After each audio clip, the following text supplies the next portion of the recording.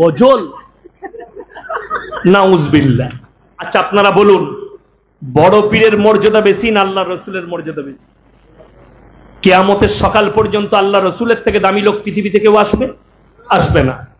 একটা হাদিস দেখিয়ে দেন আপনাকে বলি। উত্তরপ্রদেশের একজন বয়ান করছে, গুমরা শুনেলেন, অমুসলিম ভাইরা টোল করছে। কি বলে টোল করছে? এটাই কি ইসলাম ধর্ম? এদেরও তো ধর্মটা গল্পতে ভরা। তার কারণ কি?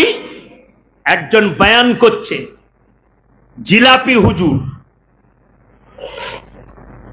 কি বয়ান চলছে, मेरे भाइयों मेरे दोस्तों क्या मालूम है दुनिया वालों को, क्या मालूम है दुनिया वालों को बड़ा पीर का मर्तबा क्या था? सुनोगे सुनोगे?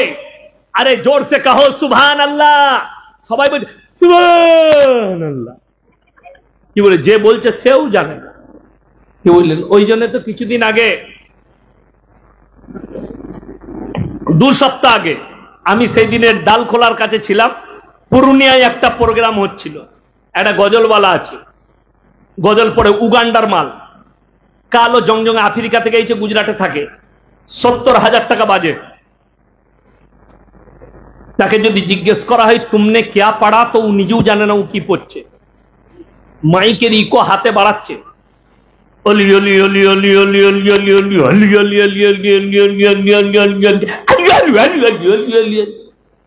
গজল নাউজুবিল্লাহ। হ্যাঁ, তো একজন ওই জিলাপি হুজুরদেরই মুফতি ধরেছে তাকে, বললে आप ये पढ़ रहा है, ये पढ़ रहे हैं, कल देवबंदी वाले, कल अहले हदीस वाले क्या कहेंगे, इनका जलसा मजाक बन चुका। अरे यार तुम लोग तो मजाक बनाने वालों हो, इस्लाम को मजाक तुम लोगों ने बनाया, जिसमें हदीस और कुरान और तरबियत के बात नहीं, सिर्फ कहानी से भरा हुआ है तुम्हारा इस्लाम। और अल्लाह का कृपा है हम हदीस और कुरान पर चलने वाले हैं। जोरे बोलिए ना सुभान अल्लाह। আমার ভাই, तो তিনি बयान করছেন बड़ा पीर का मर्तबा सुन लीजिए। बड़ा पीर कभी काबा घर तवाफ करने नहीं जाते थे, बल्कि काबा घर बड़ा पीर के घर पे आ जाता था। जोरे बोलুন নাউজুবিল্লাহ। কত বড় কোরআন বিরোধী এবং রসুল বিরোধী কথা শুধু এইখানেই থেমে থাকেনি, আরো মারাত্মক কথা।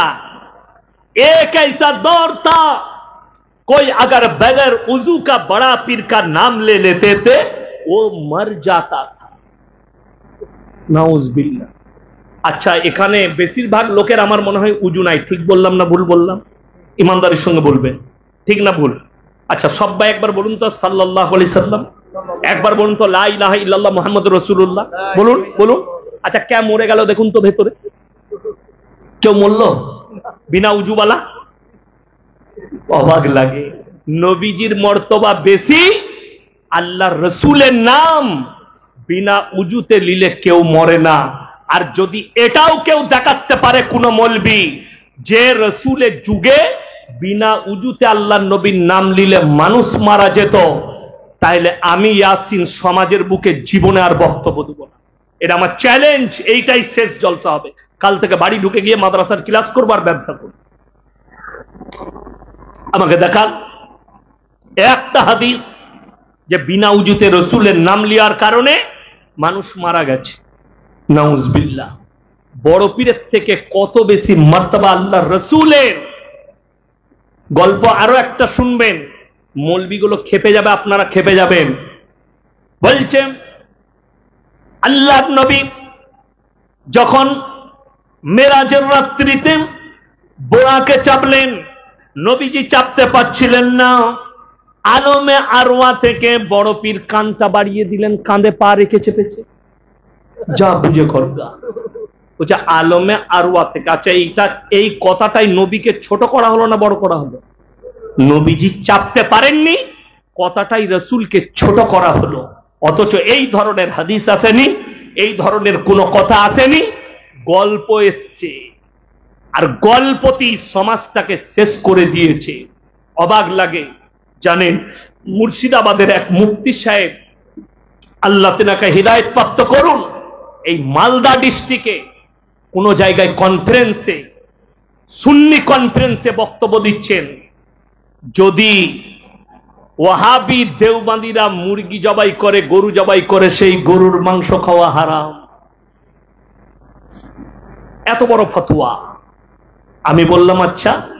আমি পরের জলসায় মুর্শিদাবাদে বললাম, ওই জিলাপি হুজুরকে জিজ্ঞেস করুন, 6 মাস আগে আপনি উমরায় গিয়েছিলেন, মাটবেলটা যারা বিছিয়েছে তারা ওয়াহাবি কাবা ঘরে, মদিনায় যারা মাটবেল বিছিয়েছে তারা ওয়াহাবি, মক্কায় জমজম কুবে যে মেশিনটা লাগানো আছে ওয়াহাবিরা লাগিয়েছে, মদিনায় মক্কায় যে হোটেলে খাচ্ছিলেন ওয়াহাবিরা রান্না করছে, হোটেলটাও ওয়াহাবিদের। তাইলে তোমার থেকে বড় হারামখোর পৃথিবীতে কেউ আছে? কথাটা বুঝতে পেরেছেন না পারেননি? আমি এটা সুজা সাপটা কথা বলছি। কাবা ঘরে গিয়ে যেখানে তওয়াফ করেছো, যে মাটবেলে সিজদা করেছো, ওই মাটবেলটাও ওয়াহাবিরা বসিয়েছে, আর তোমার কাছে ওয়াহাবিরা কাফের। তুমি আর একবার মুফতি করো, তোমার মতো মুফতিকে আমি পগটে রাখি আল্লাহর কৃপায়। তুমি যে সমাজকে ফতোয়া দিচ্ছ যে ওয়াহাবিদের ঘরে, দেওবন্দীদের ঘরে বিটির বিয়ে দেওয়া যাবে না, তার নাম মুফতি জুবের, মুর্শিদাবাদে ভগবান গোলাই বাড়ি। অথচ আমি জলসা করতে গিয়ে খোঁজ নিলাম, ওরা মনে করেছে এই মালটা কাঁচা মাল, আমি তোদের থেকেও পাকা। আমি খোঁজ নিলাম, ওই মুফতির বিটি পালিয়ে দেওবন্দি ঘরে বিয়ে করেছে, তাহলে তোর বউটা আগে তালাক পড়েছে। কথাটা বুঝতে পেরেছেন না পারেননি? হারাম কাজটা তুমি আগে করেছো। বড় কষ্ট লাগে। এদের জন্য আজকে ইসলাম এত দূরে, এত জায়গায় নিচে নেমেছে। এদের কাছ থেকে সমাজের বাঁচা দরকার। এরা ঐক্যকে নষ্ট করছে, ভারতের সমাজের ঐক্যকে নষ্ট করছে। এরা নামাজের দাওয়াত দেয় না, এরা বিড়ি সিগারেট থেকে মানা করে না, মদ গাঁজা নিষেধ করে না, এরা হারাম হালালের বয়ান করে না। এদের বয়ান যদি শুনেন, খালি ওয়াহাবিরা কাফের, দেওবন্দীরা কাফের, এরা কাফের, এদের সঙ্গে বিয়ে দেওয়া যাবে না, এদের মুরগি জবাই করা খাওয়া যাবে না। অথচ আমাদের মৌলবি, আমি বলে যাচ্ছি, কোন বেরেলি মৌলবি যদি গরু জবাই করে, তার আকীদা যদি ঠিক থাকে, সে যদি শিরক না করে, সে যদি শিরকের মধ্যে লিপ্ত না থাকে, কবর পূজার মধ্যে লিপ্ত না থাকে, আপনারা মাংস খাবেন, কোনো অসুবিধা নেই। আমি বলে যাচ্ছি, ইয়াসিন ফতোয়া দিচ্ছি, কিন্তু বড় কষ্ট লাগে। আমাদের মৌলবীরা জবাই করলে ওদের খাওয়া যাবে না, বড় কষ্ট লাগে, দুঃখ লাগে। আপনারা কি দেখতে পাচ্ছেন আমাদের মৌলবীদের ভেতরে? যে আমরা কাফের। আপনার জানা আছে যাকে কাফের ফতোয়া দিচ্ছ, অবাক লাগবে। আমি রাত 2টোয় একবার দাঁড়িয়েছি কালিয়াচকে, উত্তর দিনাজপুর থেকে জলসা করে, একটু ফল মাকড় লোবো, 2-4টা বিস্কুট বাড়ির জন্য কিনবো। দাঁড়িয়েছি, একজন সুন্নি ভাইদের বক্তা এত উঁচু টুপি পরে এসে বাইক নিয়ে দাঁড়ালো, নেমে এলো আমার কাছে, বললে, হুজুর সালামু আলাইকুম। আমি মুসাফা করলাম, আমার এতেরাজ নাই, আমার ঘৃণাও নেই কারো প্রতি, যেহেতু সে একটা আলেম। বললে, হুজুর একটা সেলফি নেবো। আমি লাও, অসুবিধা নাই। ফটো একটা তুললো। আমি তাকে বললাম, ভাই একটা কথা খালি আপনাকে বলতে চাই। বলে, বলুন হুজুর। তোমাদের অমুক মুফতি বলেছে যে ওয়াহাবি বক্তাদের সঙ্গে মোলাকাত করলে বিবির তালাক হয়ে যাবে। এখন আপনার বউটা নিয়ে আপনি কি করবেন? আপনি আমার সাথে মোলাকাত করলেন, কি বলছেন শুনেলেন? ও মুফতি তো হারামখোর। আমরা এটা কি স্টেজে বলতে পারবেন আপনি? আপনার বলার ক্ষমতা নেই। শুনেলেন, বড় দুঃখের বিষয়। 1 সপ্তাহ আগে আমাকে একটা ক্লিপ পাঠিয়েছে, হাওড়া জেলার উলুবেড়িয়ার একটা ছেলে, মাদ্রাসার মুখ দেখেনি, মূর্খ, লম্বা জামা লাগিয়েছে, হুজুর সেজেছে, বয়ান করে বেড়াচ্ছে স্টেজে। একবার আমি স্টেজে ছিলাম, স্টেজে গিয়ে আমি আর আমার ম্যানেজার বসেছি, সে আমাকে দেখে ক্যাম শুরু করেছে। আমি দাঁড়াইনি, বসেছিলাম। তার বাপেরও হিম্মত নাই ইয়াসিনের সামনে ভিড়ি, দূরে গিয়ে তারপরে কুত্তার মতো চিল্লাতে লেগেছে। তাদের একজন হুজুর বললে, আমি যদি স্টেজে থাকতাম ইয়াসিনকে লাথি মেরে ফেলিয়ে দিতাম। আমি বলেছি কিয়াম করা হারাম, আজকে আবার চতুপুরে বলে গেলাম কিয়াম করা হারাম। শুনেলেন, তাদের হুজুর বলেছে এই ওয়াহাবিদের সঙ্গে মুলাকাত করা যাবে না, এদের পেছনে নামাজ হবে না। আমি গত বছর আমার ড্রাইভার গাড়িতে বসে আছে, জিজ্ঞেস করুন, মেদিনীপুরের কোলাঘাট, আমার দাওয়াত পাইনি, ডেট পাইনি, রাত্রে জলসা আছে হুগলি ডিস্ট্রিক্টে। আমাকে বললে, হুজুর আমরা যুবকরা এত ভালোবাসি, আপনাকে ফজরের পরও 1 ঘন্টা বলতে হবে। আমি সেখানে রমজান মাসে মাদ্রাসার আদায়ে যাই, আমার এক বন্ধু আছে মেদিনীপুরে, তার মসজিদে। সে বললে, হুজুর আমার শ্বশুর ঘর, আপনাকে আসতেই হবে। আমি যাবো, গিয়ে আরাম করলাম। ফজরের সময় আমাকে উঠালো, আজান হচ্ছে। আমি উজু করে গিয়ে সুন্নত পরে আমি বসে গেলাম মসজিদে, একবারই ইমামের পেছনে বসলাম। ইমাম সাহেব এসে আমাকে বললে, হযরত নামাজ আপ পড়া দিজিয়ে। আমি দাঁড়িয়ে গেলাম, আমি ইমামতি করছি, আমার পেছনে ওই হুজুর নামাজ পড়লো। আমি স্টেজে চেপে বললাম, সাধারণ মানুষকে ফতোয়া দিচ্ছে এদের পেছনে নামাজ হবে না, অথচ সেই হুজুর আমার পেছনে নামাজ পড়ে গেল। এরা সাধারণ মানুষকে, এদের অবস্থা নেতাদের মতো। শুনেলেন, মৌলবি দিকে যাদিকে দেখছেন ঝগড়া করতে, গালি দিতে, মন্ত্রী এমএলএ এমপিরা যারা ইউটিউবে নিজের নিজের স্টেজে গালি দিচ্ছে, এরা অ্যাসেম্বলিতে গিয়ে এক টেবিলে বসে চা খায়, এক টেবিলে বসে খানা খায়। এই মৌলবি কটার অবস্থাও তাই। এরা আমাদের সামনে দেখা হলে এক হয়ে যায়, আর পেছনে গিয়ে কওমের মানুষকে আলাদা ফতোয়া দেয়। ওই জন্য খুব সাবধান, নিজেদের ইমানকে পুক্তা করুন। আল্লাহকে সবাই আজ থেকে ভয় করব, জোরে বলুন ইনশাআল্লাহ। আল্লাহর প্রতি ভয় রাখুন, ইমানকে মজবুতি করুন। এই রকম খপ্পরে পড়বেন না। 100টা মৌলবি ধরা পড়বে আমার মতো, 100টা হুজুর ধরা পড়বে। সমাজকে ধোঁকা, প্রতারণা, প্রবঞ্চনা করেছো। কিয়ামতের দিনে দেখতে পাবেন আপনারা দাঁড়িয়ে, কতগুলো মৌলবি খালি ধরা পড়ছে, কতগুলো হুজুর ধরা পড়েছে, তাদেরকে সাইডে রাখা হয়েছে। আল্লাহ রসুলের হাদিস, আখরি জামানায় এক শ্রেণীর উলামা তৈরি হবে, আলেম হবে, তারা মানুষের কাছে ইসলামকে বিকৃত করে পেশ করবে, মানুষকে বদদিনের রাস্তায় নিয়ে যাবে, আর তারাই হবে জাহান্নামের প্রথম খোরাক। এটা মাথায় রাখবেন। আজকে বড় কষ্ট লাগে, আমি যদি এখনই ফতোয়া দেখাই এদের মাথা ঘুরে যাবে। ফতোয়ায়ে রিজভিয়া খণ্ড নম্বর 24, সেখানে আহমদ রাজা বেরেলভি ফতোয়া লিখেছে, মেয়েদের মাজারে যাওয়া তো দূরের কথা, নিয়ত করাটাও হারাম। ফতোয়ায়ে রিজভিয়ায় আছে খণ্ড নম্বর 24, পৃষ্ঠা নম্বর 497। অথচ মাজারে যায় কারা? মেয়েরা। কাদের? আমাদের ঘরের মেয়েরা নয়, তোমাদের ঘরের মেয়েরা যায়। কেন? কিছু পাবার আশায়। যারা ফুরফুরার ভক্ত আছেন, দাদা হুজুরের একবার ওসিয়তনামাটা পড়বেন ফুরফুরার মাটিতে গিয়ে। আমি গত পরশু হাওড়ায় ছিলাম, হাওড়াতে বলে এসছি বুক ফুলিয়ে যে ভাই, যারা ফুরফুরার ভক্ত আছেন ওসিয়তনামাটা গিয়ে পড়ুন। দাদা হুজুর তার ওসিয়তনামায় লিখে রেখেছে, মেয়েদের মাজারে যাওয়া হারাম। অথচ এরা নিজেদের বৌদিকে নিয়ে আজমিরে যাচ্ছে, এরা এদের বৌদিকে নিয়ে পাথরচাবড়িতে যাচ্ছে কিছু পাবার আশায়। আরে বড় কষ্ট লাগে, দুঃখ লাগে। একজন অমুসলিম ভাই মাটির মূর্তি তৈরি করে উপাসনা করলে, সেটা যদি শিরক হয়, তুমি কবরে সিজদা করবে, এটা কি করে ইমানদারি হয়?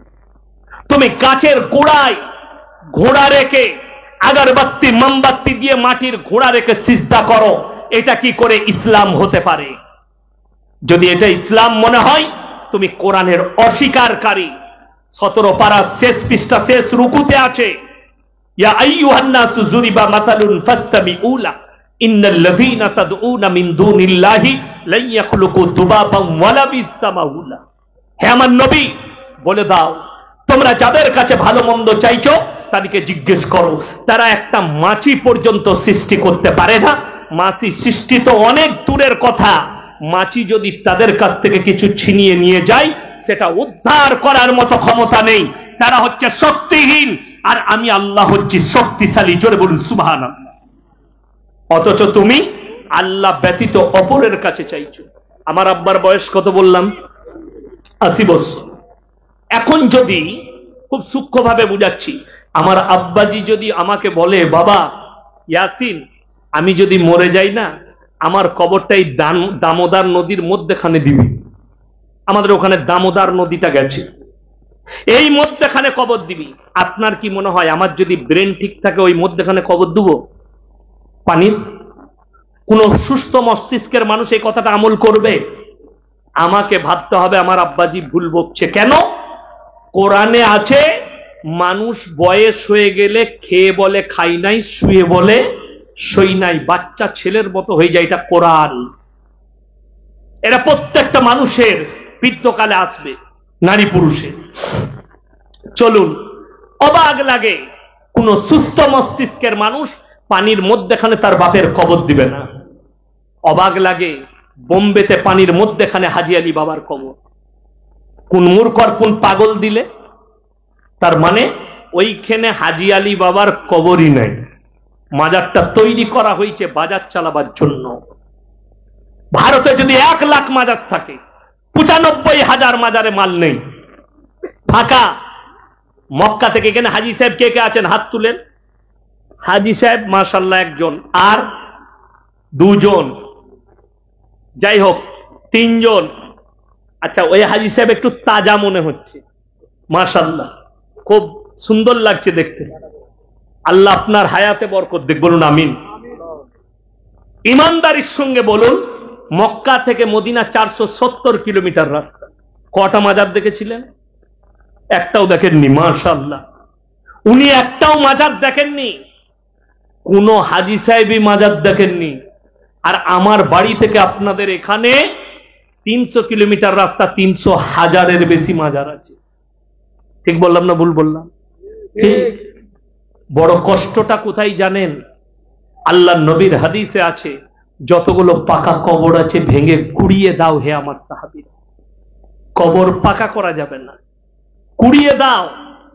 আমাদের বর্ধমানে আপনি আমার সাথে চলুন, বাপ মরে গেছে, পীর সাহেব গাঁজা খেত, পাকা কবর করেছে, খুঁটো রেখেছে, দিয়ে মিস্ত্রিকে দিয়ে একটা বাল্ব ফিট করেছে, ঘরের সুইচটা আছে, রাতের বেলায় জ্বালিয়ে দেয়।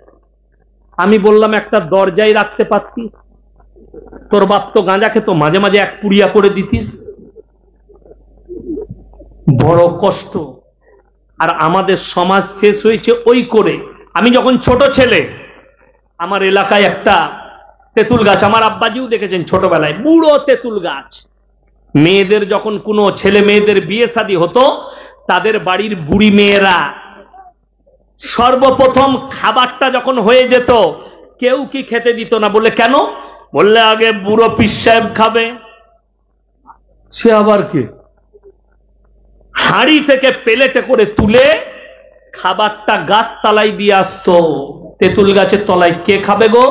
বলে বুড়ো পীর সাহেব খাবে। আল্লাহু আকবার, বুড়ো পীর খাবে? ওরা চলে যাচ্ছে খাবার দিয়ে, খাচ্ছে কে? কুকুরে। মানুষ মরে গেলে খায়? কথা বলে না? আপনাদের এখানে খায় নাকি? কবরস্থানে মানুষ মরে গেলে খাবার দিয়ে আসেন? মানুষ মরে যাওয়ার পরে সব ক্ষমতা আল্লাহ কি করেন? কেড়ে নেন। বাস, কুকুরে খেয়ে চেটে পুটে চলে গেল। খালা এখন এসে দেখেছে প্লেটটা চেটে খেয়েছে, এখন পাড়ায় গিয়ে বলছে আমাদের বিয়েটা সাকসেসফুল হয়েছে, হুজুর একদম প্লেট চেটে খেয়েছে। শূন্যতা আদায় করে, এমন হুজুর খাই না, দেখ ওই হুজুর খেয়েছে, তো ঘুরে বেড়াচ্ছে। ও চাইছে আবার যেন দুপুর বেলায় বিরিয়ানি দিয়ে যায়। নাউজুবিল্লাহ। মানুষের আকীদা, মরে গেলে পীর সাহেব খায়। আমার ভাই, কষ্টটা ওই জায়গায়। গাড়ি দাঁড় করিয়ে চাঁদা তুলে ওরস করা হবে। মানুষের আকীদা, সেখানে ওরস করলে কিছু পাওয়া যায়। আপনাদের জানা আছে যতগুলো হিন্দুস্তানে মাজার আছে, এই মাজারগুলোতে গরুর মাংস চলে না। অনেকে জানেন না এটা, ঠিক বললাম না ভুল বললাম? খোঁজ নিয়ে দেখবেন, কোন মাজারে গরুর মাংস চলে না, হয় খাসি লাগবে না হলে মুরগি লাগবে। কেন? তার কারণ একটাই, সেখানে শুধু মুসলিমরা যায় না, আমাদের অমুসলিম ভাইরাও যায়। তারা জানে আমার তার এটা কোনো ফারাক নাই, আমাদেরটা লম্বা ডার কারণ মাটির, এই মালটা সুয়া মাল। দুটোই সমান, এখানেও মাল পাওয়া যায় ওখানেও মাল পাওয়া যায়, ওই জন্য তো যাই। আমি বোম্বেতে শতাব্দীতে ফিরছি, বোম্বে থেকে আপনার গুজরাট থেকে মুম্বাই যাচ্ছি, তো আমি সিটে বসে আছি, আমার পাশে একটা সিট, সামনের দিকে টেবিল আছে, আর একজন বসে আছে, তো আমার পাশে একজন পণ্ডিতের মতো লোক বসেছে, তিলক আছে, আমাকে বলছে আপ কাহা যা রে, মানে মুম্বাই। তো বললে मैं भी जा रहा हूं, बोला अच्छी बात है माशाल्लाह। तो আমাকে বলছে आप भी हाजी अली बाबा के पास चल रहे? अरे मैं हर महीना जाता हूं, मगर मैं जब जाता हूं मेरा जी भर जाता है। আমি ওকে উত্তর দিলাম, जिसका अल्लाह है उसका हाजी अली बाबा नहीं है, और जिसका बाबा है उसका अल्लाह नहीं है। আমাকে তখন বলছে आप थोड़ा टेढ़ा लाइन का आदमी है। हमने नहीं, टेढ़ा आप है। बोले क्यों? हमने तुम भगवान पे विश्वास करते हो कि बाबा पे? ये बताओ, तुम बाबा को भी मानते हो और भगवान को, लेकिन हम सिर्फ एक अल्लाह को मानते हैं, बाबा को नहीं मानते। লোকটা বুঝতে পারলো এটা বিরোধী লোক। দুঃখের সঙ্গে বলছি, এক্ষুনি কি বলে গেলেন আমার আগের বক্তা, কবরস্থানের ওপর দিয়ে রাস্তা করা জায়েজ নাই, কবরস্থানে বাড়ি বানানো জায়েজ নেই। কবরস্থান যদি ওখানে কেউ দেখে থাকে, পরিবারের কিংবা গ্রামের বয়স্ক লোক, এখানে কবর হয়েছে, সেইখানে আর কোনো কনস্ট্রাকশনের কাজ করা যাবে না। বলে গেলেন কবরস্থান একটা পাক পবিত্র জায়গা, যেখানে আমাদের বাপ দাদুরও শুয়ে আছে, ঠিক কিনা? আচ্ছা, না পাক অবস্থায় যাওয়া যাবে তো? না যাওয়াটা কি উত্তম? এরপর ভেবে দেখুন, একটা অমুসলিম ভাই যে মাজারে যাচ্ছে, সে পবিত্রতা বুঝে? কথা বলেন, ফরজ গোসল জানে? জানে না।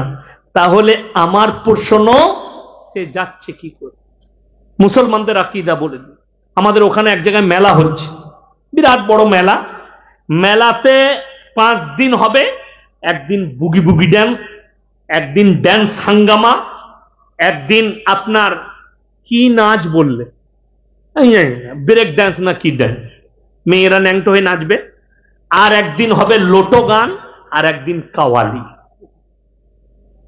এই 5টাই হারাম কাজ। কোথায় হচ্ছে? এইটা কবরস্থান, এইখানে হচ্ছে, মধ্যখানে রাস্তা। কবরস্থানের দেয়ালে বোর্ড লাগিয়েছে হারামখোর কটা, কি লিখে জানেন? পবিত্র কবরস্থান, কেউ প্রস্রাব করিবেন না। আমি বললাম প্রস্রাব করা যাবে না, কিন্তু তোর বাপ দাদারা বেশ ডিজে গান শুনবে।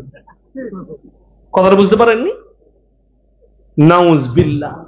গান বাজনা করা যাবে, ন্যাংটো নাচ করা যাবে, কিন্তু বললে লিখে দিয়েছে পবিত্র কবরস্থান, কেউ প্রস্রাব করিবেন না, কিন্তু এখানে জিনা করা যাবে, বলাৎকার করা যাবে।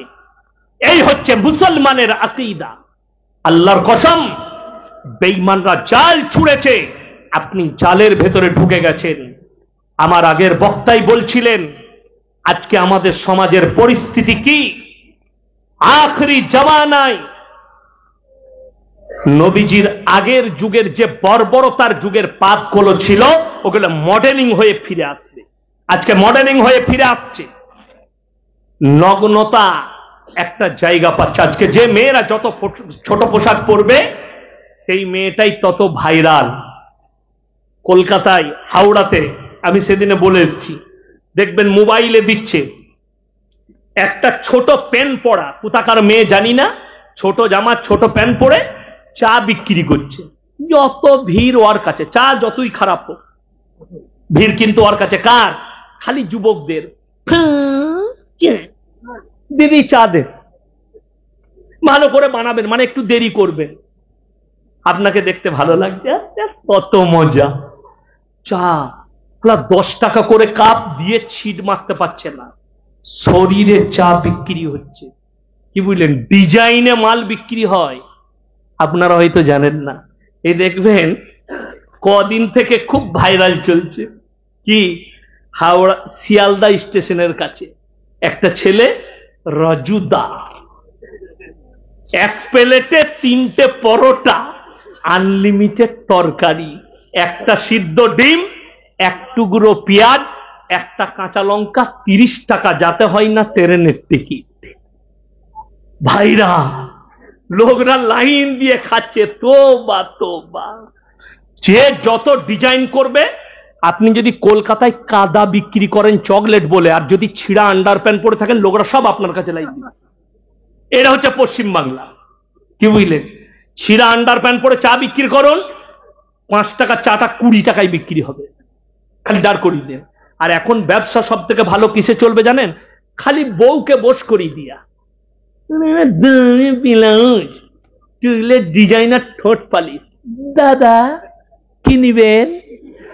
খদ্দের এমনি চলে আসবে, রিহাই নাই। আর এখন তো ওইটাই বেরোইছে, নিজে ব্যবসা চালাতে পারছে না, বউকে বলছে তুই বস, খেপি দেখ, খদ্দের নিতে পারবি না, খালি গাঢ় করে ফেনেল লাভলি আর ঠোঁট পালিশটা লাগাবি। কিয়ামতের আলামত। ছেলেরা বিবির গুলামি করবে, কিয়ামতের আলামত। রাস্তাঘাটে কুকুরের মতো নারী পুরুষ জিনা করবে, কুকুরের, এটা কিয়ামতের আলামত। নারীরা পোশাক ছোট করবে, কিয়ামতের আলামত। পুরুষরা নারীর মতো সাজতে চাইবে, কিয়ামতের আলামত। বুখারী শরীফের হাদিস। অনেক মুসলিম যুবক হারামখোর ফিল্মের আর্টিস্টকে দেখে কান ফুটো করে কানে বালি পড়ছে, হাতে বালা পড়ছে, লড়ি চালায়, পড়ছে না পড়েনি, চুলগুলোকে নিয়ে এইখানে নিয়ে মেয়ে ছেলের মতো। বুখারী শরীফের হাদিসে আছে, যে পুরুষরা মেয়ের ধূপ ধারণ করতে চাইবে এবং তাদের মতো পোশাক আশাক কালচার করবে, আল্লাহ কিয়ামতের দিনে তাদের দিকে তাকিয়ে দেখবেন না। তাদেরকে বলা হবে তোমরা নারীর রূপ ধারণ করে দেখাও, তারা বলবে আল্লাহ আমরা অক্ষম। আল্লাহ তাদেরকে জাহান্নামে পাঠাবেন। যে নারীরা পুরুষের মতো রূপ ধারণ করতে চাইবে, ছোট চুল, জিন্সের প্যান্ট আর গেঞ্জি, এমন যাচ্ছে মালদা রেল স্টেশনে, মনে হচ্ছে যেন দুলা ভাই যাচ্ছে, পেছন থেকে ববিকার চুল, ছোট প্যান্ট। এরা মনে করছে এটা মডেলিং। হে আমার মায়েরা বোনেরা, ছোট পোশাক পরাটা যদি মডেলিং হয়, জেনে রেখে দিবেন ইসলামের সব থেকে, এই দেশের সব থেকে বড় মডেলিং হচ্ছে কুত্তাগুলো, যারা কোনো পোশাকই পরে না। তোমার যদি ছোট পোশাকটা মডেলিং হয়, যদি বলো কোরআন কি বলছে, ওয়াদরিব খুমুরহিন্না আলা জুনুবিহিন, হে নারী তুমি পর্দা নির্ধারিত করো, তোমরা কোনোদিন ধর্ষিতা হবে না, তোমরা কোনোদিন লাঞ্ছিত হবে না। এটা ইসলাম বলছি, এটা শরীয়ত বলছি আপনাকে। আমার মা আমার বোন নিজেদিকে ঢেকেলেন। আজকে বেঈমান কাফেররা কিরকম ঠান্ডা মাথায় ইমানকে ধ্বংস করছে। পুরুষদের এমন প্যান্ট তৈরি করেছে ছেলেদের টাকনুর নিচে চলে যাবে। ঠিক বললাম না ভুল? অথচ হাদিসে আছে, বুখারী শরীফের হাদিসে, পুরুষরা টাকনুর ওপরে কাপড় পরবে। এমন এমন প্যান্ট বেরিয়েছে, নামাজ হবে না। আমি একবার গত বছরে মুম্বাই যাচ্ছি, বোর্ডিং পাস করাবো, দাঁড়িয়ে আছি আমি কলকাতা এয়ারপোর্টে, আর লাইনে আছি। আমার সামনে যে ছেলেটা আছে, যদিও সে মুসলিমই ছিল, এমন প্যান্ট পরেছে মনে হচ্ছে খুলে পড়ে যাবে। আমি তাকে বললাম ভাইয়া থোড়া উপর কর লো, খুল যায়গা। বলে নেই হাজরত, এ ডিজাইন আমার সালা ऐसा भी ডিজাইন কা প্যান্ট নিকাল গয়া। আমি তো ভয় পেয়ে গেছি, আল্লাহ এরকমও ডিজাইনের প্যান্ট। এরপর বলুন, ওই প্যান্টটা পরে ও যদি নামাজ পড়ে, আর ওর পেছনে যে থাকবে তার আর নামাজ হবে? ও তো সিজদায় গেলেই আলী বাবার গুফা দেখতে পাবে, নামাজ শেষ। হারাম। ওই ধরনের প্যান্ট পরা হারাম। আর বেঈমান কাফেররা এই চালটাই চলেছে, এদের ঈমান যেন ধ্বংস হয়ে যায়, এদের ঈমান যেন মাটির তলে মিশে যায়। এরা এমন পোশাক আশাক পরে যেন এদের পা, এদের শরীর জাহান্নামের আগুনে জ্বলে। যে অংশটা ঢাকা থাকবে, মাথায় রাখবেন, সেই অংশটা জাহান্নামের আগুনে জ্বলবে। আগে চলুন, মায়ের দিকে বলছি, এমন পোশাক তৈরি করছে বেঈমান কাফেররা। এখন মেয়েরা এই জায়গায় সালোয়ার পরছে এরকম। ঠিক বললাম না ভুল বললাম? এরকম ওপরে বেঈমান কাফেররা তৈরি করেছে। কিছু কিছু মেয়ে আবার এইখানে কালো সুতো বাঁধছে। এটা কেন বেঁধেছিল? বলে লজ্জা লাগবে না, গলায় দড়ি বাঁধলো, মরবি না। শুধু শুধু ওর থেকে বড় শিরক আর কিছু নেই।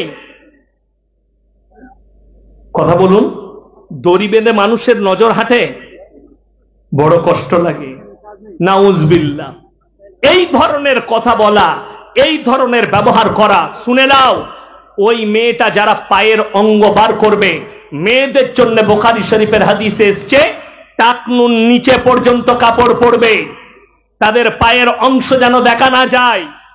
যে মেয়েরা পায়ের অংশ বার করে রেখে দিবে ওই জায়গাটা জাহান্নামের আগুনে জ্বালানো হবে। দুটো কারণে জ্বলবে, এক হচ্ছে রাসূলের হাদিসকে অমান্য করা, দ্বিতীয় হচ্ছে ওই অংশটা দেখার পরে যে পুরুষদের মনে জিনার ওয়াসওয়াসা আসবে সেই পাপটা সম্পূর্ণ তাদের মাথায় চাপবে। আজকে বড় কষ্ট লাগে, বেঈমান কাফেররা ওটাই চেয়েছে। এই দেখুন পহেলা জানুয়ারি আসবে, পহেলা জানুয়ারিতে মুসলমানরা ফিস্টি করে না? করে না? যদুপুরের লোকরা করবে না, ওরা ভালো, তাই না? ডিজে বক্স বাজিয়ে হারাম। ডিজে বক্স বাজিয়ে শুধু নয়, যদি বিনা বক্সে যদি ফিস্টি করেন পহেলা জানুয়ারি হারাম। 25শে ডিসেম্বর যে মুসলিমরা পালন করবে হারাম। যদি বলেন কোরআনের কোথায় আছে গায়রিল মাগযুবি আলাইহিম ওয়ালাদ দাল্লিন, মাগযুব মানে ইহুদি আর দাল্লিন মানে নাসারা, এই দুটো দলই পদভ্রষ্ট, আর এদের যারা অনুসারী হবে তারাও পদভ্রষ্ট হবে।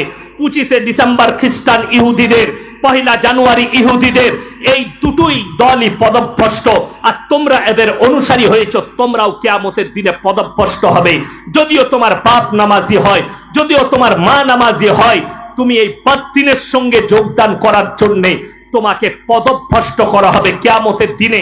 তোমার নামাজ ফাঁকা থাকবে, তোমার আমল ফাঁকা থাকবে, যেহেতু তুমি বেঈমান কাফেরের আখলাককে নিজের করে নিয়েছো। সবাই বাঁচবো তো? জোরে বলুন ইনশাআল্লাহ।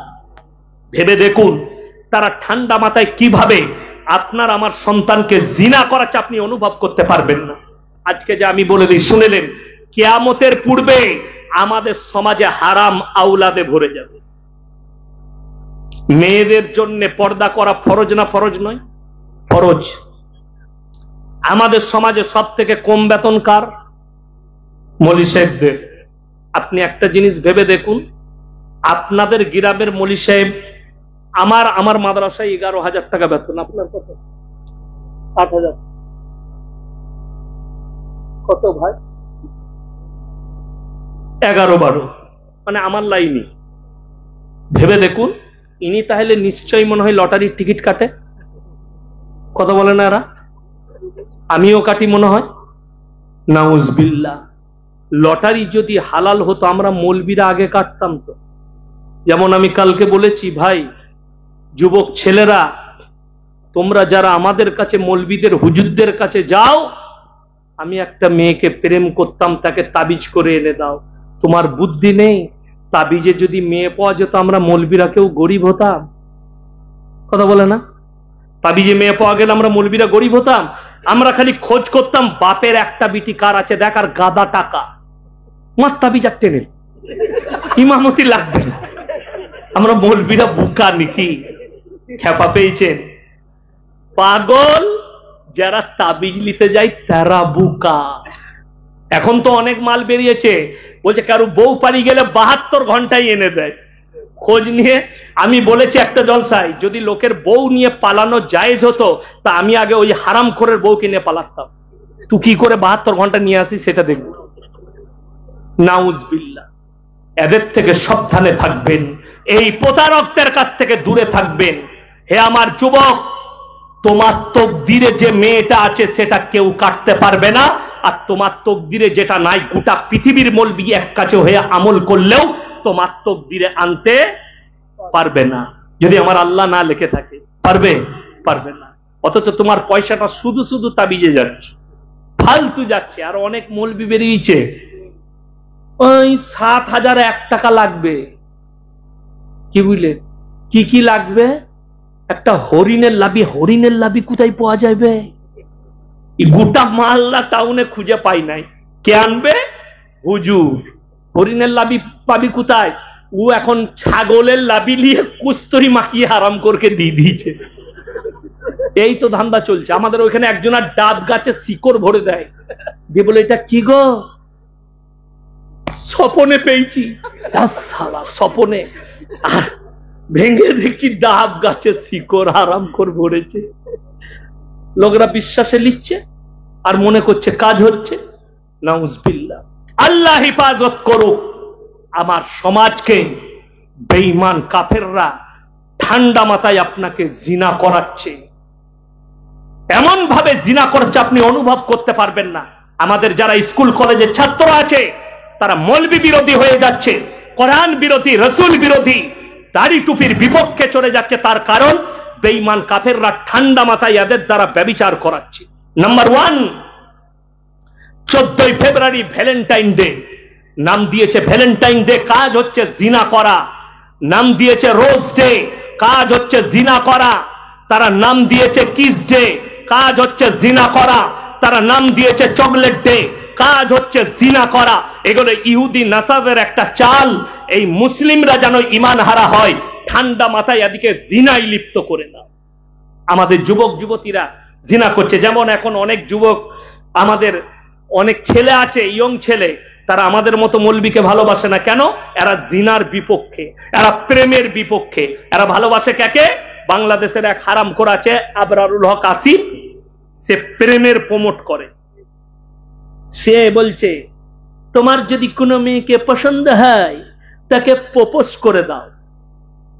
আমি একটা জলসায় বলেছি, তা বাজারে যদি তোর মাকে দেখে আর আমার ভালো লাগে তো তোর মাকে আমি আই লাভ ইউ বল দেবো? পাগল ছাগলের কথা নয় এটা, এটা ইসলামে জায়েজ নেই। প্রপোজ করাটা ইসলামে হারাম।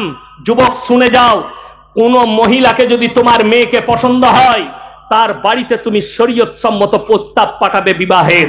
যদি তোমার তকদিরে থাকে হবে, না হলে হবে না। আল্লাহ নবীর বেটি হযরতে ফাতেমাতুজ জাহরা রাদিয়াল্লাহু তাআলা আনহার জন্য প্রথম বিয়ের প্রস্তাব পাঠিয়েছিলেন হযরতে উসমানে গনি রাদিয়াল্লাহু তাআলা। প্রস্তাব ফিরে এসেছে, বিবাহ হয়েছে হযরত আলীর সঙ্গে। তোমার তকদিরে থাকলে কেউ মিটাতে পারবে না, আর যদি তকদিরে না থাকে কেউ জুটাতে পারবে না। নবীজি বললেন, হে উসমানে গনি, তুমি অনেক সুন্দর বিবি পাবে, ফাতেমা অনেক সুন্দর স্বামী পাবে। হযরত আলীর সঙ্গে বিবাহ দেয়া হলো, প্রস্তাব ফেরত গেল। মন খারাপ করেনি, বড় কষ্ট লাগে। তুমি প্রেমটাকে হালাল করতে চেয়েছো, সব থেকে বড় অপরাধ। আপনাদের মালদা ডিস্ট্রিক্টের ধারে বউ পাওয়া যায়, শুনেছেন? হ্যাঁ হ্যাঁ, ধারে বউ। আমি ওই মালদায় সুজাপুরের কাছে এক জায়গায় জলসা করছি, এইরকম ছোটখাটো প্যান্ডেল লয়, 20 থেকে 25,000 শ্রোতা, এইরকম 10টা প্যান্ডেল হবে, মেয়ের একদিকে ছেলের একদিকে। এই স্টেজ লয়, এরকম 4টা স্টেজ তৈরি করেছে। আমি মিডিল পয়েন্টে আছি, আমার বয়ান শুরু হবে।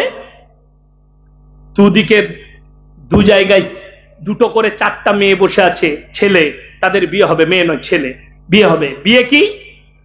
হুজুর বিয়ে মারাচ্ছে, 80,000 টাকা দেল মোহর, 200 টাকা নগদ। আল্লাহ, 200 টাকায় বউ পাওয়া যাচ্ছে মালদায়। তারা যখন সব শেষ হয়ে গেল, আমি দেখলাম খুতবা পড়বো না, আগে এইটাকে ছেড়ে নি, তাহলে বেচারাটা চলে যাবে। আমি বললাম, বাবা আমি সেদিনে ট্রেনে এসেছিলাম, তো আমার রাতের বেলায় আবার পদার্থিকের টিকিট ছিল। আমি বললাম, বাবা আমি 800 টাকা নিয়ে ঘর থেকে বেরিয়েছি, 200 টাকা ট্রেনে খাওয়া দাওয়া করেছি, পকেটে 600 টাকা আছে, ঘরে একটা বউ আছে, 600 টাকায় 3টে ধারে বউ নিয়ে যাবো, তাহলে 4টা হয়ে যাবে। কথা বুঝতে পারেননি? তারা প্রথমে আঁচ করতে পারেনি। শরীয়ত বিরোধী 79,800 টাকা ধার আর 200 টাকা নগদ। এরা কিভাবে দিনকে বিকৃত করছে। যে মৌলবি নিকাহ পড়াচ্ছে সেও বলতে পারছে না এটা ইসলাম। শরীয়ত বিরোধী। যেহেতু রাসূল আকরাম সাল্লাল্লাহু আলাইহি সাল্লাম যখন বিবাহের প্রস্তাব দিয়েছে, হযরতে আলীর কাছে টাকা ছিল না, রওয়ায়েতে আছে তিনি নিজের যুদ্ধের জামাটা বিক্রি করতে গেছেন মার্কেটে, তারপরে পয়সা এনেছেন, কিনেছেন হযরতে উসমানে গনি, এবং তারপরে ওই জামাটা আবার গিফট করে দিয়েছেন হাদিয়া। তারপরে বিবাহ করেছেন নগদ টাকা দিয়ে। আরে 5,000 টাকা দাও, কিন্তু নগদ দাও, লোক দেখানি পয়সা দিয়ে লাভ নেই। এই জায়গায় পৌঁছেছে। আজকে ছেলে মেয়ের বিয়ে ঠিক হচ্ছে, কোনো প্রয়োজন নাই। ঠিক হয়েছে তো? হ্যাঁ হ্যাঁ ঠিক হয়ে গেছে। এরপর কি করবে? ঠিক হও, ছেলে এই যে দেখতে একটা মোবাইল নিয়ে এসেছি, এটা তোমার লেগে গিফট এনেছি, গিফট দিয়ে চলে গেল বাম্মার সামনে। ছেলে গিফট দিয়ে গেল, হারামখোর মোবাইলের সিম ভরিয়ে দিয়েছে। এই রাতের বেলায় চালু করেই দেখছে না, সিম ভরাই আছে। কি বুঝলে? হ্যালো, প্রথম ফোন লাগাইছে একদম জানের সদর, কেমন আছো? ভালো। এই যে কথা শুরু করলে, ফজরের সময় শেষ। এরপর যখন ফোনটা রেখে দিবে, ঘরে সবাই উঠে পড়বে, রাখছি। রাখবে, একটা দিবে না। আরে যারা বুঝার তারা বুঝে গেছে। হাসছে দেখো কিরকম। নাউজুবিল্লাহ। হারাম। সেই দুটো পরিবার, এই দুটো ছেলে মেয়েকে জিনায় লিপ্ত করে দিল। শরীয়ত বলছে ইসলাম সম্মত হারাম। যতদিন না ইজাব কবুল করানো হচ্ছে, শরীয়তে হারাম। বিবাহ হয়ে যাবে, তা না হলে যেদিনে মোবাইল দিয়া দিয়ে হচ্ছে ওইখানে বিবাহ করে দাও। অনুষ্ঠান পরে করবে দরকার পড়লে। বিবাহ হয়ে গেল, কথা বলুক আর একসাথে শোক, শরীয়তে হারাম না। আমরা এই ভুলটা করি। আপনারা বলুন, বিয়ের একদিন আগে বিয়ে ভাঙতে পারে না পারে না? বিয়ের দিনে বিয়ে ভাঙতে পারে না পারে না? যাদের মনে হয় যে বিয়ের দিনে বিয়ে ভাঙবে, আমাদের বর্ধমানে গোস্তর বালতি নিয়ে মারামারি বিয়ে ভেঙে। হ্যাঁ, বাংলাদেশেও তাই। 2 পিস গোস্ত কম দিচ্ছে, চামচটা তুলে চালিয়ে দিচ্ছে। দেখে যা লাঠি নিয়ে মারামারি। বর পালিয়ে গেল, মেয়ে বসে রইল, বিয়ে ভেঙে গেল। এইটার নাম হচ্ছে তকদির। 1 মিনিট আগে বিবাহ ভেঙে বিচ্ছেদ হয়ে যেতে পারে। ওই জন্যে বিবাহ সম্পূর্ণ হবে, তারপরে তুমি ফোনে কথা বলবে। আমার বিয়ে ঠিক হয়েছিল নিজের ফুকুর মেয়ের সাথে। আমি বিয়ের দিন পর্যন্ত তার ফোনে তো খোঁজ নিই, কি করছে না করছে, ফোনই আমি করতাম না। একবারই বিয়ে করতে গেছে। আর যুবক দিকে বলছি, বিয়ের আগে যদি ফোনে কথা বলে সময় করে দাও, লিপ্ত হইও না। কোন ভণ্ড হুজুরের কথায় প্রেমকে বৈধতা দাও না। প্রেম ইসলামে জায়েজ। মায়ের সাথে, বোনের সাথে, বিটির সাথে, আত্মীয় স্বজনের সাথে, এটা মাথায় রাখবে। কিন্তু তোমরা যেটা বলতে চাইছো, hello come here I love you, ওটা শরীয়তে হারাম, ইসলামী শরীয়তে জায়েজ নেই। যদি বলে আমাদের সমাজে হারাম আওলাদ গুলো কিভাবে প্রমোট পাবে, মারাত্মক দলিল দিয়ে যাচ্ছি। আজকে দেখুন আমাদের সমাজে সব থেকে বড় বিপদের নাম হচ্ছে পরকীয়া। বিবাহিত মহিলারা বেশি জড়িত হচ্ছে পরকীয়ায়।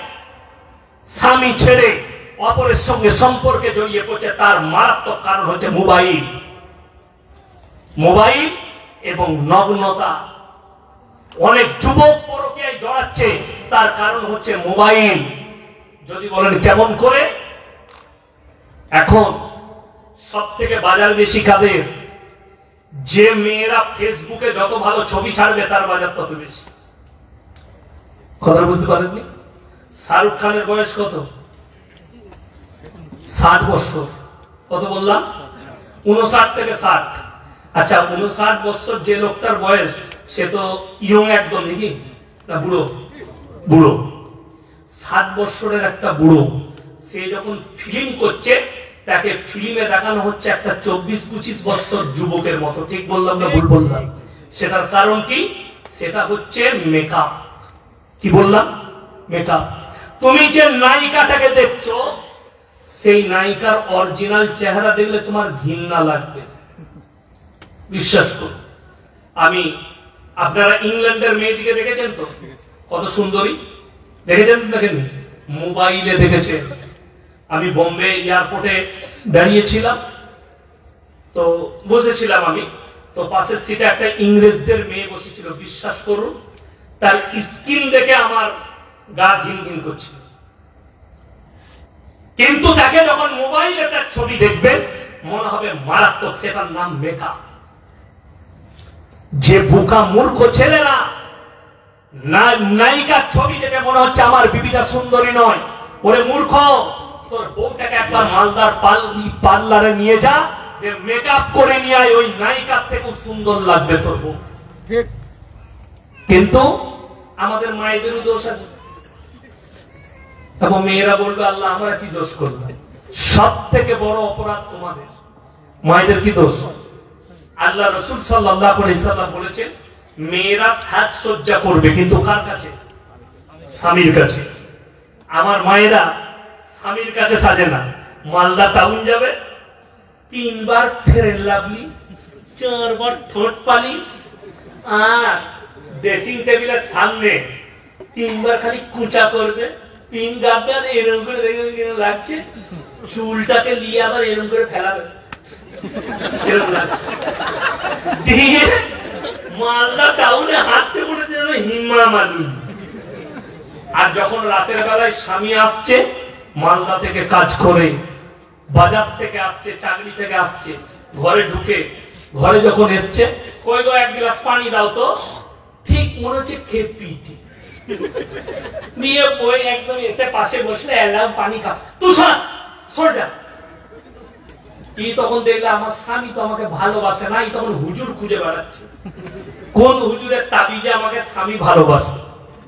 কি বললাম না, হুজুর সেরকম আছে, খালা তাবিজটা খালি বালিশে ভরে দাও। এটা ঘটনা শোনায়।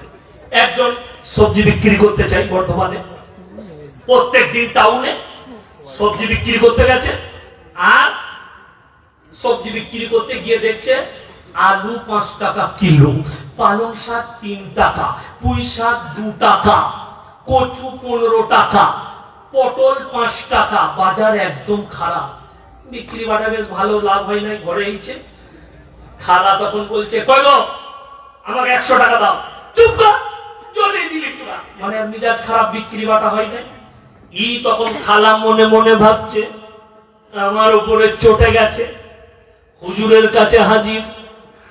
আমি খালি চিন্তা করি আপনি যান কলকাতায়, নাহলে মালদায় কোনো ল্যাবেতে রক্ত দেন, রোগ ধরা পড়বে না। আমাদের দেশের কিছু ভণ্ড আছে এরকম করে জামা মেপে, বিরাট গোলমাল তো। আর মেয়েরা কি মনে করে জানেন, হেলো জামা মেপে রোগ বলে দিচ্ছে। এই জামা মেপে বলছে খালুর অবস্থা খুব খারাপ, তোমার ঘরে আর কে কে আছে? বলছে আমার আরো 2টো যা আছে। বলছে তাদের সঙ্গে সম্পর্ক বলে একদম গোলমাল, কথা নাই তোমার। এই দেখলে তীর পেয়ে গেছি মারা, বলে তোমার বড় যাটা গোলমাল করেছে। হুজুর কি করতে হবে? আমি যে তাবিজটা দিচ্ছি 1001 টাকা লাগবে, তুমি গিয়ে খালুর বালিশের তলাতে ভরে দেবে। খালু তলায় ভরে দিয়েছে, বালিশের তলায়। 3 দিন পরে খালু আবার গেছে সবজি বেচতে, পটল 70 টাকায়, আলু 50 টাকা, পালং শাক 100 টাকা, ভেন্ডি 150 টাকা, শসা 150 টাকা, একদম বাজার ফুল। ঘরে এসে বলছে আরে খেপি 500 টাকা রাখ। এই মনে মনে ভাবছে তাবিজ দারুণ কাজে লেগেছে। পাড়ায় থালা ধুচ্ছে, আর মেয়েদিকে বলছে হলো মৌলবীর কাছে গেছিলাম, তোর খালু আমাকে দেখতে পারতো না, এমন তাবিজ ভরেছি তোর খালু একদম সুজা হয়ে গেছে। কিন্তু এরা জানে না যে বাজার ভালো বলে আজকে দিচ্ছ, আবার যেদিনে খারাপ হবে সেদিন আবার তুই দিতে পারবি। সমাজে মৌলবীদের বাজার এইভাবে চলছে। আপনাকে আমি ইমানদারির সঙ্গে বলছি, রাতের বেলায় মালদা স্টেশনে নেমে একা হেঁটে আসবেন, আপনার চপ্পলের আওয়াজে মনে হবে পেছনে আর একজন হেঁটে আসছে। ঠিক বললাম না ভুল বললাম? মনে হবে কেউ আসছে। যাদের মন দুর্বল হবে ঘরে এসে বউ ভয় খেয়ে গেল, তো পেছনে হেঁটে আসছে। তাই নাকি? সকালবেলা চিন্তা নেই তোমার, একটু বহু তাড়াতাড়ি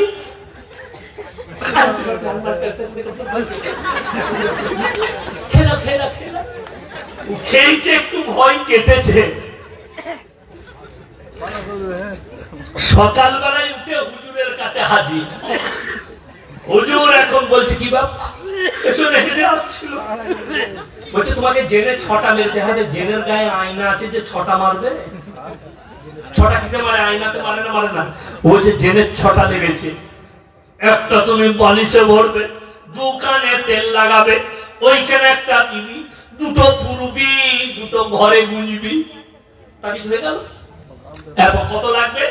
5001 টাকা। কিন্তু কিছুই নাই। ও হেঁটে আসছে, চপ্পলের আওয়াজে মনে হচ্ছে কেউ হেঁটে আসছে। মৌলবীদের বাজার এই করে চলছে। আল্লাহ হিফাজত করুন, সমাজটা হারামের আওলাদে ভরে যাবে। যদি বলেন কি করে, আজকে যদি আমাকে জিজ্ঞেস করেন হুজুর আপনার পরিচয় কি, আমি কি বলবো? কথা বলে না, আমার বাপের নাম বলবো না মায়ের? বাপের। আপনাদেরকে যদি ইনাকে জিজ্ঞেস করে আপনি কে, ইনি বাপের নাম বলবেন না মায়ের। যদিও বাবা মারা যায় তাও বলবে আমি মৃত অমুকের ছেলে। আল্লাহ ইনসানের পরিচয় দিয়েছে মানুষের দ্বারা, বাপের দ্বারা, আর জানোয়ারের পরিচয় মায়ের দ্বারা। London, America, Britain, Japan, German তারা পার্লামেন্টে পাস করিয়েছে যে এরপর থেকে যে বাচ্চা যদি কেউ চায় মায়ের পরিচয়ে বাঁচতে, তারা মায়ের পরিচয়ে বাঁচবে। তার নাম হচ্ছে রিলেশনশিপ। তারা রিলেশনে থাকবে, তারপরে আবার ছেড়ে চলে যাবে, অন্য জনের কাছে চলে যাবে, তারপরে তার সঙ্গে ঘর করবে। বাচ্চা যদি হয়েও যায় সে মায়ের পরিচয়ে থাকবে, বাপের পরিচয় লাগবে না। এইটাই হচ্ছে শরীয়তে হারাম। উত্তরপ্রদেশের সানবেলে জামে মসজিদের নিচে কি মন্দির, একের পর এক মসজিদের নিচে কি মন্দির আছে। দেখুন, সব থেকে বড় কথা যেটা, সেটা হচ্ছে যার জোর তার দুনিয়া। আমাকে যদি এখনই ভারতের প্রধানমন্ত্রী করে দেন, ভারতের রাজা করে দেন, তো আমাকে যদি ভারতের রাজা করে দেন, বাদশাহ করে দেন, আমি কালকেই বলবো মন্দিরের নিচে মসজিদ আছে। বলতে পারি না? পারি না। জোর আমার, প্রশাসন আমার, সবকিছু আমার। শুধু এটা নয়, এই যে ওয়াকফ বিল নিয়ে এসছে, তার এগুলো একটা রূপ। যেদিনে ওয়াকফ বিল পাশ করিয়ে দিবে মোদী সরকার, আর আপনার আমার নাদানির কারণে, আমরা আওয়াজ না তোলার কারণে, সেই দিনে আপনার মসজিদটাও এসে আনলিগেল বলে ভেঙে দিবে, ওয়াকফ সম্পত্তি বলে তারা কেড়ে নিবে। এটাই হচ্ছে তার একটা রূপ। সব থেকে দুঃখ, 3টে ছেলে গুলিবিদ্ধ হয়ে মারা গেছে, গুলি চলেছে, তার মানে পুলিশ নাকাম। একটা মসজিদ, অবাক লাগে যদি একজনের কথায় এটার নিচে মন্দির আছে বলে দিয়ে যদি সেই মসজিদে সার্ভে হয় কুড়ে, আমি যদি দাবি করি আমরা যে অমুক মন্দিরের নিচে মসজিদ আছে, নিশ্চয়ই সেই মন্দিরকে কুড়ে কি সার্ভে করতে দিবে? দিবে না। আমি যদি বলি প্রধানমন্ত্রীর ঘরের নিচে মসজিদ আছে, কুড়ে দেখতে হবে, ওটাকে কুড়ে দাও, ভেঙে দাও, দেখা যাবে না? দেখতে দিবে। বড় কষ্ট লাগে যে মসজিদ 500 বছর 1000 বছর আগেকার মসজিদ, সেই মসজিদের নিচে মন্দির কি করে আসতে পারে? বড় কষ্ট লাগে, দুঃখ লাগে। একটা আমি আপনাকে উক্তি দিয়ে বুঝাচ্ছি। আগে দেখবেন বিভিন্ন বিভিন্ন কোম্পানিতে ইট তৈরি হতো, সেখানে ঠাকুরের ছাপ থাকতো, ঠিক কিনা? কোম্পানির নাম, হিন্দু ভাই তৈরি করেছে, তাদের ঠাকুরের ছাপ আছে, কিংবা কোনো মন্দিরের ছাপ আছে। সেই ইট নিয়ে মসজিদ তৈরি হয়েছে, সেই ইট নিয়ে কেউ বাড়ি তৈরি করেছে। এখন সেই বাড়িটা যদি ভেঙে যায়, বলবে এটা মন্দির। কথা বুঝতে পেরেছে? তখনকার মানুষ তো সৎ ছিল, মনের সৎ ছিল, তাদের মনে প্যাস ছিল না।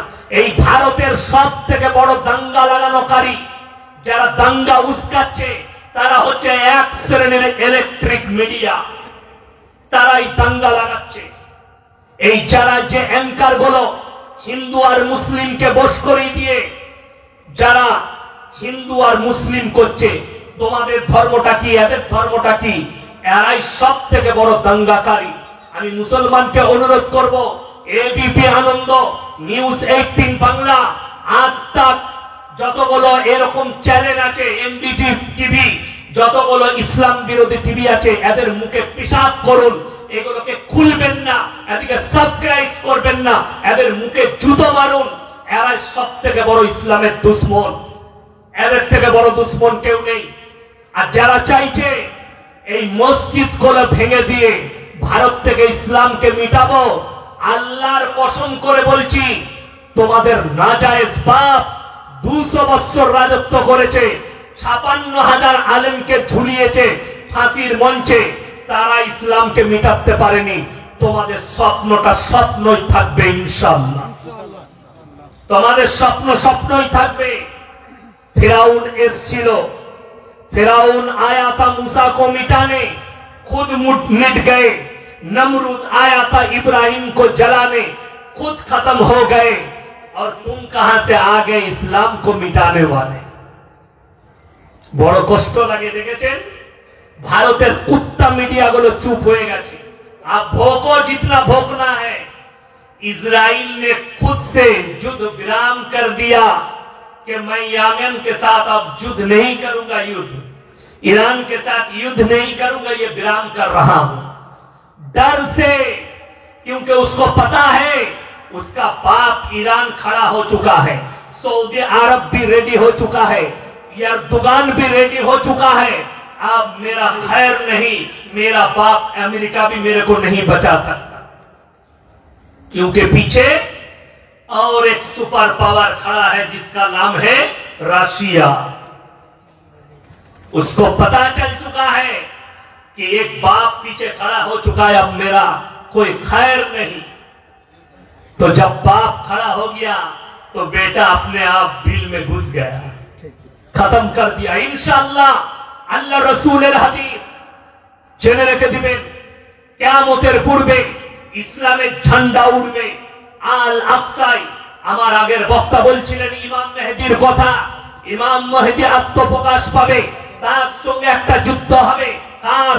কানা দাজ্জালের। শেষ যুদ্ধটা যেটা জয়লাভ হবে, সেই যুদ্ধে যোগদান করবেন হযরতে ঈসা মাসীহ। আর আল আকসায় ঝান্ডা উড়বে, গোটা পৃথিবীতে ইসলাম প্রতিষ্ঠিত হবে। 20 কোটি মুসলমানের প্রাণহানি হবে, গাজওয়ায়ে হিন্দ হবে, 20 কোটি মুসলমানের প্রাণহানি হবে পৃথিবী জুড়ে। জেনে রেখে দিবেন আখিরিতে রাসূলের হাদিস, খোরাসান থেকে একটা দল বের হবে, এমন একটা যোদ্ধা, তারাই হবে ইমাম মেহেদীর সৈন্য। এবং তাদের কাছে এত আধুনিক অস্ত্র থাকবে, পৃথিবীর আর কোন শক্তি তাদের সামনে দাঁড়াবে না। তারাই ঝান্ডাটা গেড়ে দিবে আর পৃথিবীতে ইসলাম প্রতিষ্ঠিত হবে। যেদিনে পৃথিবীতে ইসলাম প্রতিষ্ঠিত হবে, শুনেলেন কিয়ামতের পূর্বে মুসান্নাফ ইবনে আবু শাইবার হাদিস, আল্লাহ রাসূল বললেন মসজিদগুলো মুসল্লিতে ভরে যাবে, কিন্তু তারা হবে সুদখোর মুসল্লি। বড় বড় বিল্ডিং বালাখানা তৈরি করবে, তারা বড় বড় শপিং মল তৈরি করবে, কিন্তু সেই যুগে আর মুমিন খুঁজে পাওয়া মুশকিল হয়ে যাবে। তাই আল্লাহ সময় দিয়েছে, আমরা সবাই মুমিন হব। জোরে বলুন ইনশাআল্লাহ।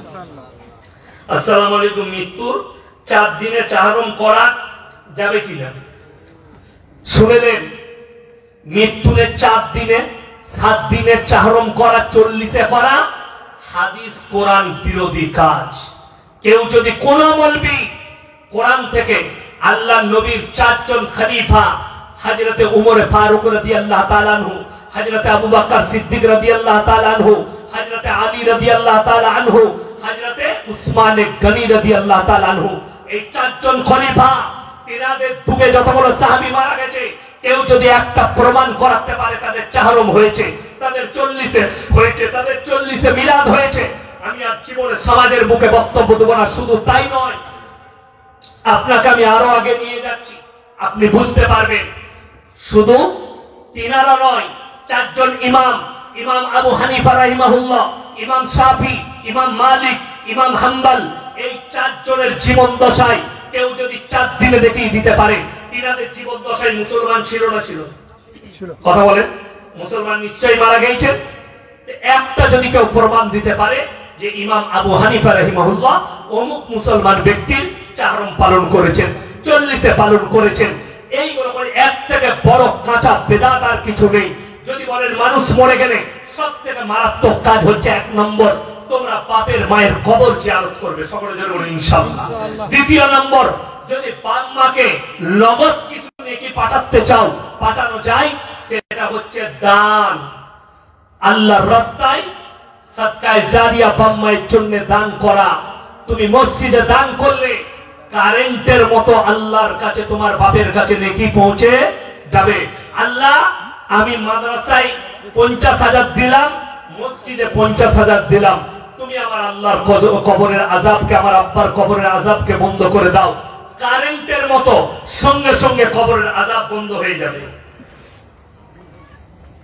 মুর্শিদাবাদে বেলডাঙ্গায় পুজোর প্যান্ডেলে আল্লাহ গালি লেখা আছে। এটা নিয়ে জাজ চলছে, যিনি লিখেছেন জঘন্যতম কাজ করেছেন। আমি বলবো এই অপরাধীদের গুরুতর শাস্তি হওয়া দরকার। যারা হিন্দু মুসলিমের মধ্যে বিভেদ করতে চাইছে, বিভেদ লাগাতে চাইছে, এই পশ্চিম বাংলার শান্তি পরিবেশকে যারা অশান্ত করতে চাইছে, আল্লাহ তাদের কাছ থেকে কমকে হেফাজত করুক।